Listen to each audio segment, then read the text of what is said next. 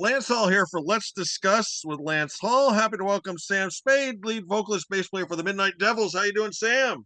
I'm doing great, Lance. How are you? It is great to be here, man. I'm excited. I am too, because this is the third time. I feel like I've kind of grown up with you guys. That's right. Over the years now, I just posted something about our very first EP coming out back in 2018. Just kind of reliving like where it all started. And that's so cool. I got thinking, speaking of that, I'm going to start with that. The EP came out in 2018, something bigger. Yeah. Never Beg For It came out in 2022. Now you got So Hard It Hurts in 2024. This is like your Kiss, Hotter Than Hell, Dressed to Kill. Do we get a live next?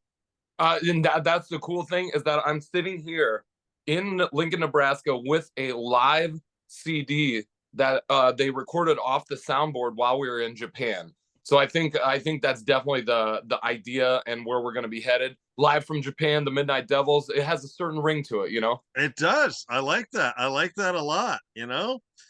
Um, let's talk about touring a little bit. I want to get into the album, but you're sort of leading me into a ton of questions I had for you. Yeah. You guys did Australia, the UK, Japan. Talk to us a little bit about the logistics of touring. It's easy to say, oh yeah, we went on tour in Japan. Equipment, visas, hotels, food. What what goes into setting all that up? It's a ton of stuff and a ton of behind the scenes work that we do here while we're not touring. It's like the setup, and it usually takes like 6 to 8 months to set something up like this, and to get these places, to get the venues booked. And then we were very, very blessed to have an amazing tour manager with us named Chris Peters. We call him Crispy. He's from Australia, but he was the one that kind of led us through Australia the first time. And then the second time he was with us for 3 weeks all the way through coast to coast in Australia. And it was really his idea to say, hey, since you're on this side of the world, it makes more sense for you guys to hop from Australia over to Japan. And he kind of had been there before. He knew how to get us through the subways and through all the trains, because you don't drive there. You just have kind of like an Airbnb, a central location, and you travel out to a lot of the shows, and it just kind of moves over the few days. And the food was absolutely fantastic. Japan was a whole nother world unto its own that really embraced the Midnight Devils, embraced the style of rock and roll that we're kind of serving up. I was gonna say, we all know like England fans are very, very hardcore when it comes to stuff like this. Is Japan like on another level? Yes, absolutely. And it's like I tell everybody, like, I love playing in the USA, and I think, in the USA is where rock and roll started, and it's the birthplace of this style of music. But fans outside of the USA, it's become a lifestyle. And even like you said, the fans in the UK are diehards, and they love it. Fans all over Europe are really into this music. But when you go to Japan, it's like another level, and you add the theatrical show, and it's like something. It almost seemed like it's something that they hadn't seen before, and it was brand new and exciting. And that was really the coolest thing, is how the language barrier, kind of, you had to work around it, and kind of reinvent the game and think of different ways to engage an audience that doesn't speak English. Okay. What was your biggest challenge with that you were able to overcome? That absolutely was because the Japanese audience is very reserved, and it's like you end a song and it's a polite clap. Well, that's Mhm. not really how we do it over here in the States, or we do it even in Europe. So I had to figure out, I'm gonna go, how am I gonna get this audience to kind of react and to let them know it's okay to have fun? And so I remembered our tour manager saying, the first three numbers, 1, 2, 3, is Ich ni san in Japanese. And so I say, I'm going to count to three, and at the count of three, I want you to make as much noise as possible. And I'd say Ich ni san, and I'd raise my arms up, and kind of through that emotion and the emotion my face was giving off, we were able to figure it out as the audience, as a band, on when they were supposed to scream. And it worked, and we ended up doing that every single night, and it was a really cool thing that kind of bridged that gap between English and Japanese. That's awesome. How was Australia? Australia was fantastic. Our second time there. And I think the really cool thing, the kicker of it all, is that we were coming back second time there, and people were they were making a return visit to come party with the Midnight Devils. So it's not like we lost any momentum or any ground. People were very excited for us to come back. They were excited for the party. I was nervous going in because we were opening for an AC/DC band, an AC/DC tribute band, really good band. And AC/DC isn't necessarily a glam rock band; they're a working man's rock and roll band. And Right. so when we get out in front of an audience full of AC/DC fans, I really felt like we had to kind of push our show to kind of reach them and be like, hey, just because we look different, we're all here for the same reason. And it's that party, it's that rock and roll, it's that atmosphere. And Yeah. it worked. Now, I hope I was reading the email right. On this leg of dates you did with all these different countries, you listed off some artists like Glenn Hughes, Choir Boys, Dead Boys, Crash Yeah. Diet. Were these artists you played with on these dates we're talking about now with Australia, or was that past? No, that was earlier. I think earlier last year we did a show with Glenn Hughes. It was Glenn Hughes and Yngwie Malmsteen. Wow. And the one story, I have two great stories of that, is that I was standing there backstage when Yngwie was coming off the stage and then Glenn was walking up, and then they both started talking to each other, right? Well, and I'm standing there just going, holy, this is like the rock and roll motherlode of, it's like the kings of rock and roll talking to each other backstage. And I just absolutely loved it. The other great story was Glenn Hughes was sound checking and he's like, what's all over the stage here? Like Yngwie had his whole rig, there's just guitar stuff everywhere. He goes, you know what? I'm not playing one more song until you guys get all the stuff off the stage. This is how it's going to work. And we just sat there, we were blown away. So they had to strike like half of Yngwie's gear so that Glenn could get up there and play on like a bare stage. Well, he's got the stroke to be able to do that even with Ingve. So, Absolutely. And in my mind, he's Deep Purple. Deep Purple is kind of a band that influenced Yngwie, Richie Blackmore, everything, obviously. Yeah. How about the Dead Boys? How was that? The Dead Boys was one of the funnest tours that we've been on too. And that was, I think, my real big takeaway from the Dead Boys tour is that the crossover appeal of the music that we play. Jimmy and I grew up in punk rock bands, so we kind of knew what we were getting into on this Dead Boys tour. Playing with a living legend like Cheetah Chrome was just one of the coolest things ever. Meeting him, hanging out with him, and we just were like kind of blown away by the fact that he was still doing it and that the fact that his band was so good. And we were like, once again, we were kind of like the underdogs because we were a glam rock band playing on a punk rock tour. Right. So you kind of had to work extra hard and shift the way you think about the way you engage an audience. Wow. Very good. Let's shift to like Crash Diet. They're relatively, we're talking about, severely influential bands, Deep Purple, Yngwie, the Dead Boys. Crash Diet, a little newer on the scene. How was it sharing stage with them? That was, so I've been a big Crash Diet fan since the early 2000s. The first record, obviously Dave Leppard, everything like that, Simon Cruz, all those guys I think were really, really good. So I went up to him. I went into this going, I'm a fan of Crash Diet. I like the songs, but obviously now in 2024, it's not really the same Crash Diet. It's like one of the original members, Martin, the guitar player. So I thought, man, you know what I got to do is I got to go introduce myself. And so we're all sitting there backstage, and I go, oh, there they are. All right, cool. I'm going to go up. But I had my makeup and everything on. So I'm like, hey, I'm Sam from the Midnight Devils. And it kind of blew me off, right? I was like, okay, that was just the fire I needed to light this thing up. We were playing directly before them. And I thought, this is it. It's our time to shine. This is what the Midnight Devils do best, is you put adversity in front of us. We're going to overcome in spades, the play on words there. Yeah. But we played an awesome show. The Norwegian crowd was singing the USA national anthem back to us. It was that great. That's cool. I thought we completely destroyed the stage, and I could see Crash Diet off to the side just shaking their heads going, we got to follow this. Unbelievable. So in my mind, like we really gave them a run for their money, which is what any good opening support act does. There you go. Push the headliner. Yep. Let's talk about the album. So Hard It Hurts came out in July. Label change for you guys, right? Yes, absolutely. What brought that on? We weren't. This band is a unique entity that, like I said, going back to those punk rock roots, I feel that every record label is, if it's not, there's some sort of deception involved, right? So I wasn't super thrilled with the way that we were being handled by Pavement. I think we kind of got in. We knew what we were doing going in.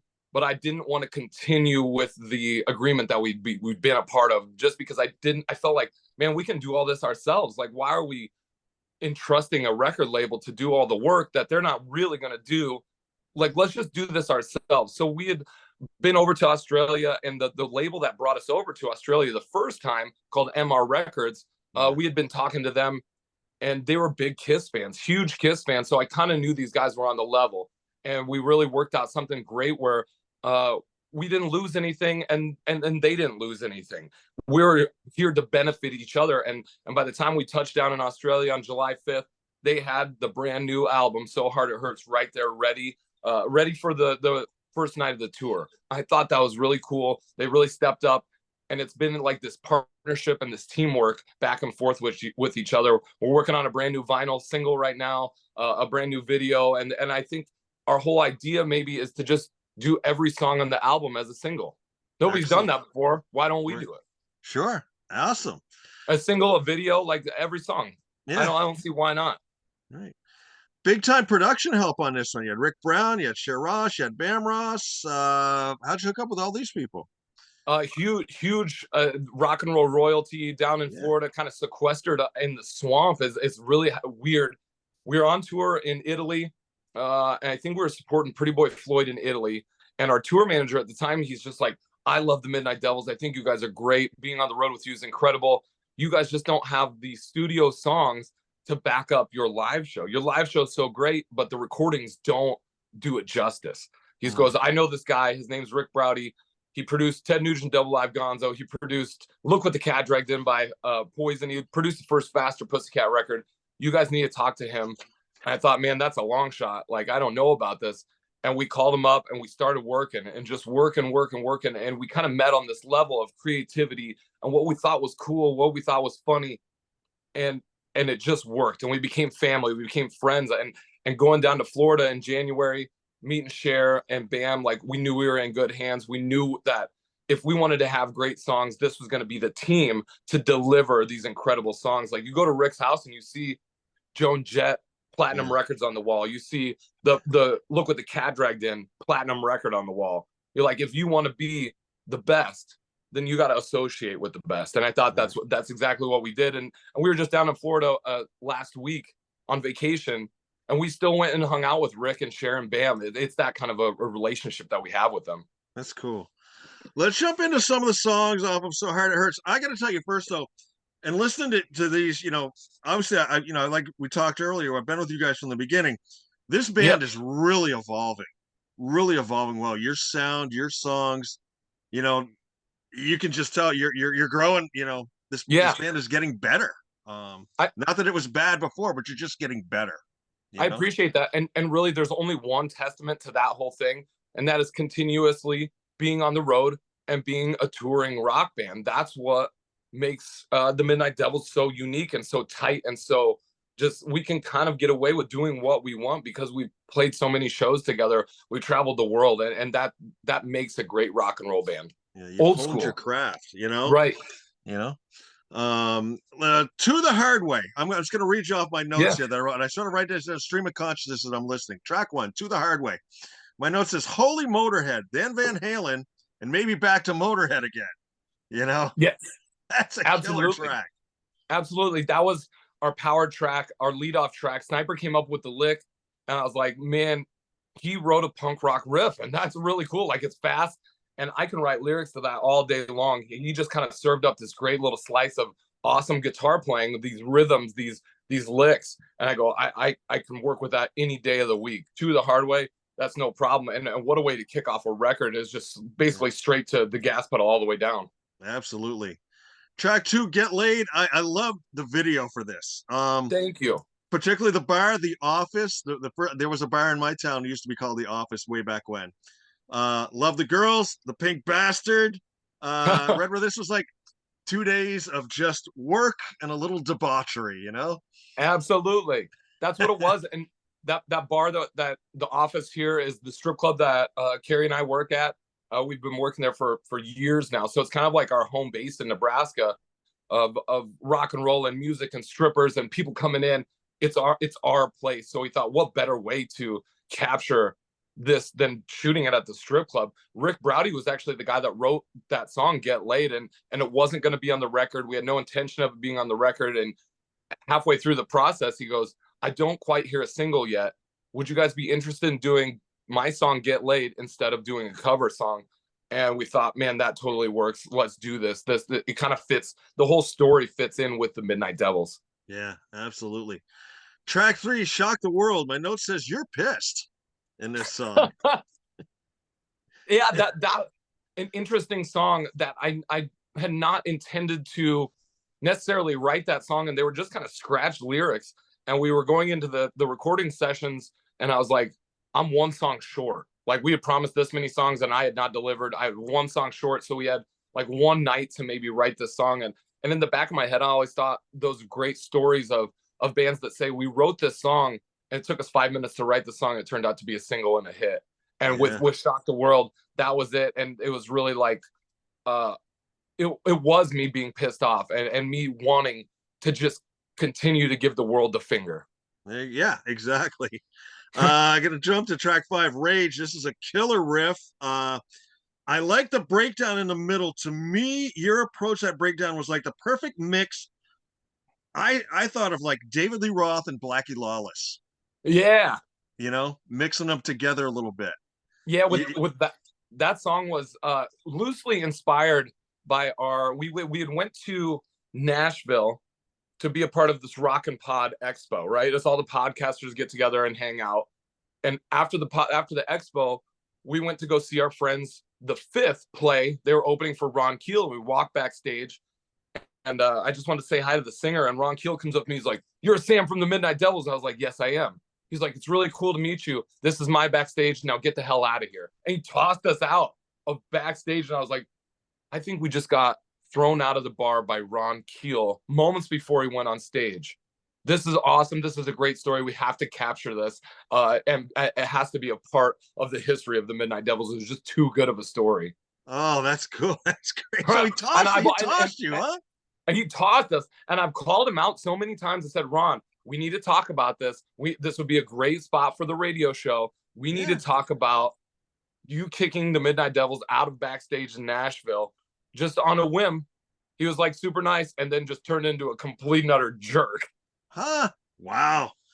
Title track, So Hard It Hurts. To me, this is like a Priest like riff. I heard like Heading Out to the Highway on this song. Are those keyboards I'm hearing in there as well? Yeah, and we did not know that was a really Cher and Bam that put a lot of that together. So we had the whole song was done, and we came back and they go, we added some stuff to this song. If you guys don't like it, we can totally take it out. And we listened to it and we're like, that's really cool. Like, it kind of has it has like a 38 Special vibe, or those old 70s bands. Never Been Any Reason. Yeah. It's really cool. I like the panning effect on the guitar solo too. And so awesome. It's a weird tempo too, because it's not our normal tempo. It's kind of like a medium tempo song, but we started doing it live in our sound checks, and that'll be the next song that is going to come out in our live set, and it probably will end up being a single as well. Like I said, I think every song is just going to be a single. Well, speaking of tempo changes and things that my notes just did not see this coming, Hell to Pay. That's bluesy. Total blues. That was really a Sniper Van Halen type of thing, where we thought, man, let's do something different and just kind of give you the unexpected and keep people guessing. Like, we can go fast, but can we go slow? Or not even slow, but in the groove. Right. Yeah. Good. Great track. And that song wasn't even called. It was called Against the Grain before it was called Hell to Pay.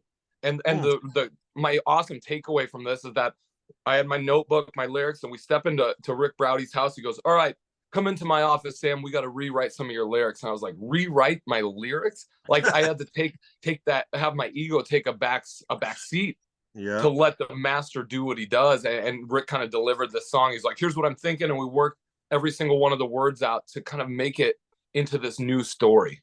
That's cool.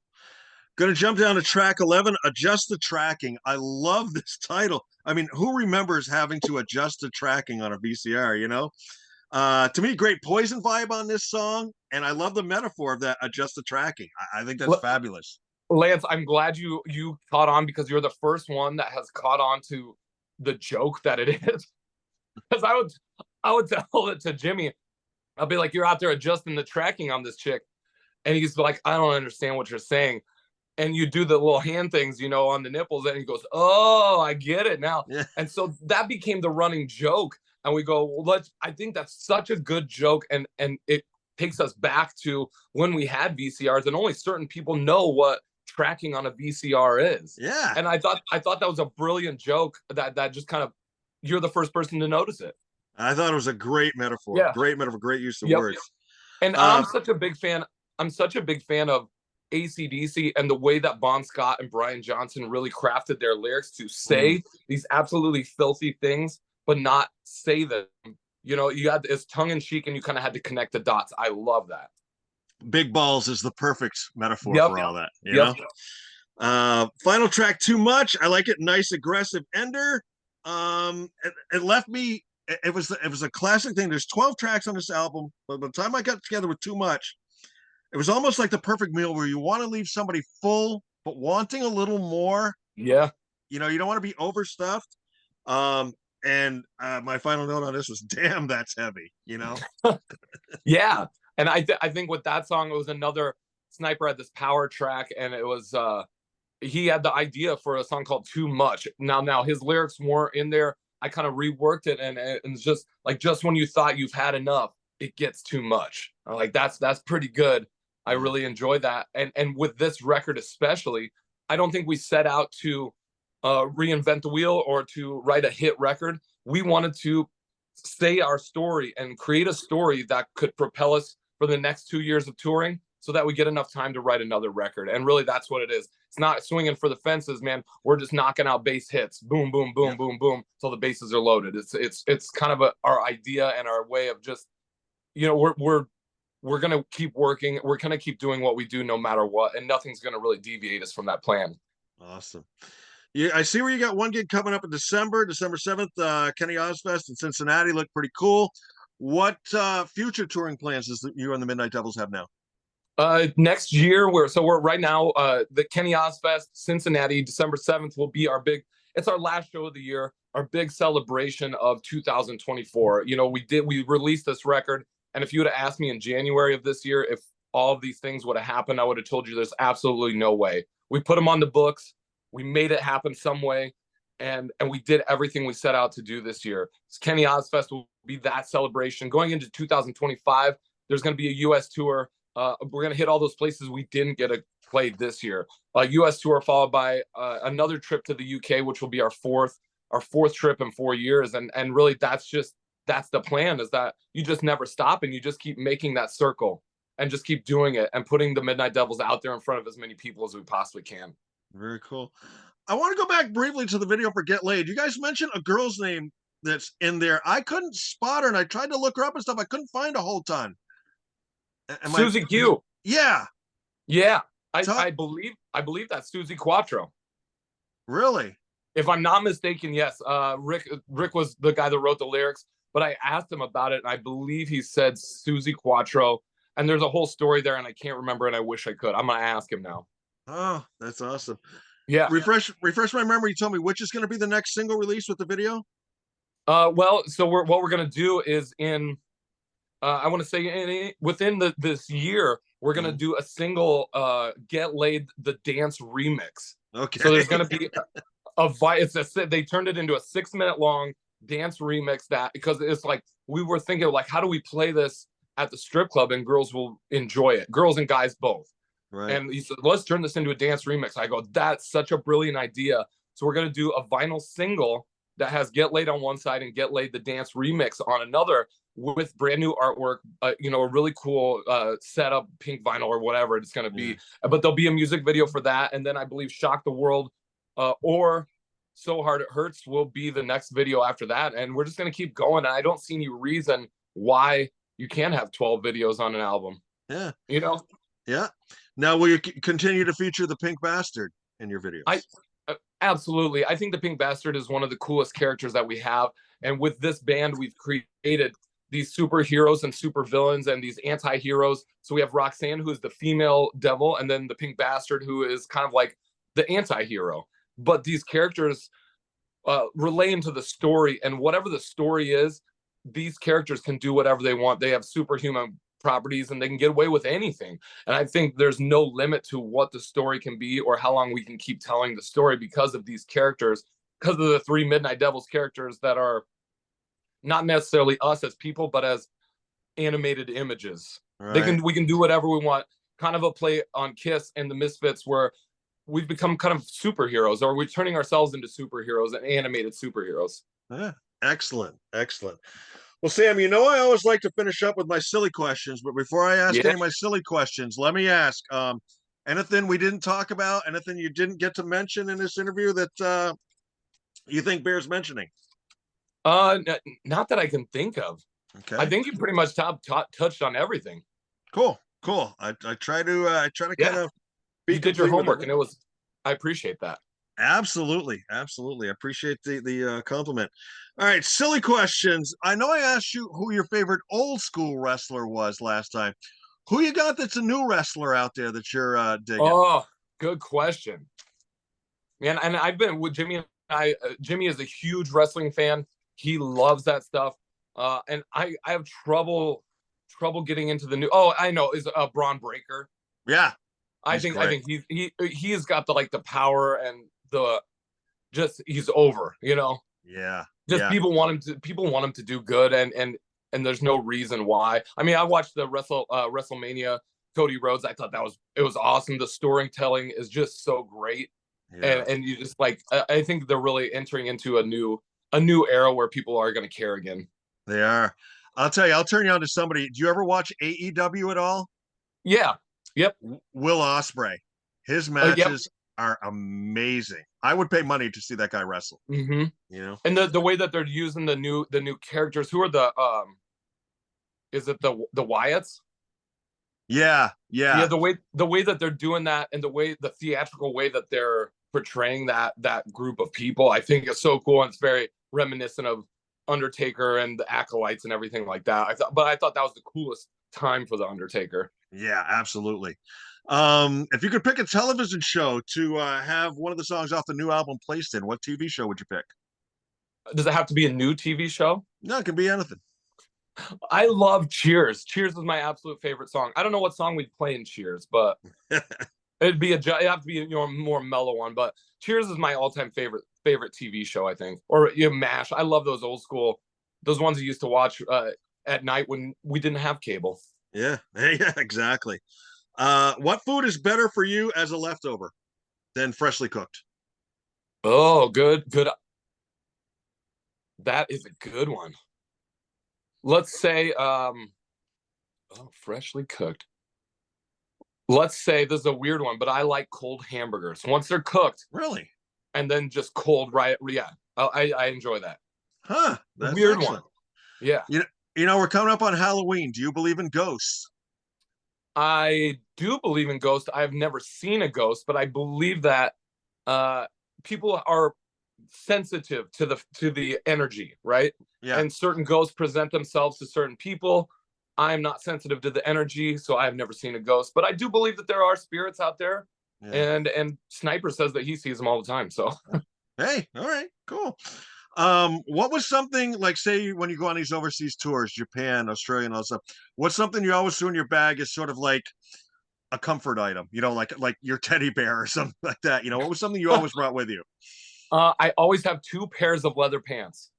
Okay, That's a all right, weird one because I always think that I'm gonna rip one pair of leather pants. I also bring like old letters that Carrie's written me or whatever. I just keep them in my backpack as kind of it is absolutely a comfort item. So if it gets too heavy, if I just need a reminder, that people care back home, yeah, I'll take those letters out and read them. cool. Um, if you were gonna do karaoke, what would be the most far left song you would go to for karaoke that we would think, holy shit, Sam's singing this song? I got a good one for you. And we just did this. So Sniper got married 2 weeks ago in Oklahoma City, Mm-hmm. and he had karaoke at his wedding. And I go, "What are we gonna do? We got to do something because they I didn't have a speech or anything, so we did Rhinestone Cowboy. Sniper and I at his wedding, Rhinestone Cowboy. Nice. It was so Excellent. good. And he goes, "We got to do this for the next Midnight Devils record." I go, "That's a really, really good idea." I like that. I like that a Yeah, lot. I think it's a great. It's funny, and it fits us perfectly. Cool. We're gonna go nostalgic on you for the next two. If you could have been grown up in a different era, what era would you pick? Ooh, very good question, and I can completely answer. I'm a huge history buff. I love history ever since college and everything like that. But I really think the knights and the kings and queens, maybe the medieval ages. I think that's one of the coolest times. And talking about the Crusades and the Knights Templars and everything like that, I find just completely fascinating. And Cool. especially going to Europe and seeing all those old buildings, those old churches, seeing that history, being a part of it, you can almost feel that energy and electricity. That's awesome. What clothing style currently out of fashion would you like to see come back into fashion? I'm a proponent of the Schimmel shirt, which, if you don't know, is the shirt that's cut off right above the belly button. Okay. So Jimmy and I we'll just be out there just walking around, and he says he lives down in New Orleans now, and it's so hot down there all the time that's what they wear. But I'll wear them to the strip club. You know, I'm the DJ up there.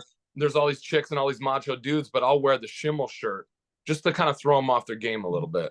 All right. Nobody wants to get kicked out of the strip club by a guy wearing eyeliner with painted fingernails and a half shirt on. That's true. Except maybe for Ron Keel.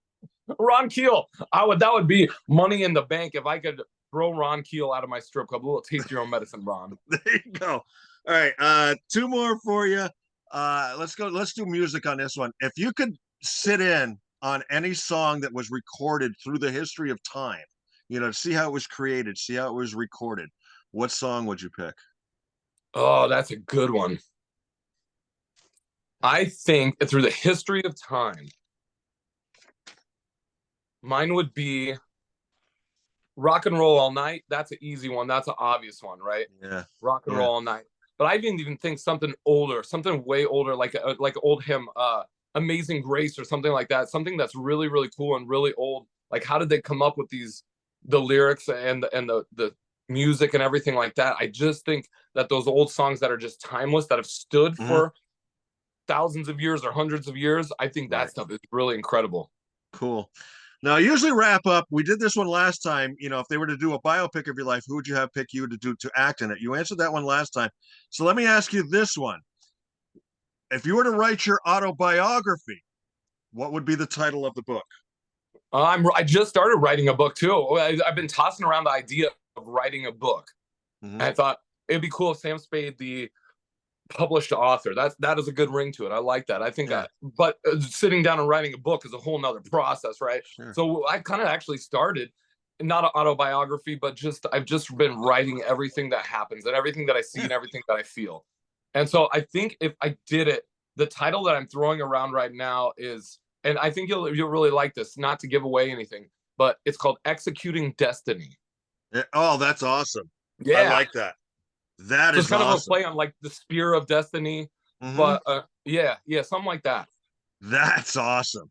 I love. So that. when you see the book come out finally, you'll be like, I got the exclusive a year ago. There you go. I'll point to this video. I see this. Right. Well, Sam, I knew this was going to be a ball, and it was. Wish you going forward, sold out shows, safe travels, and thank you.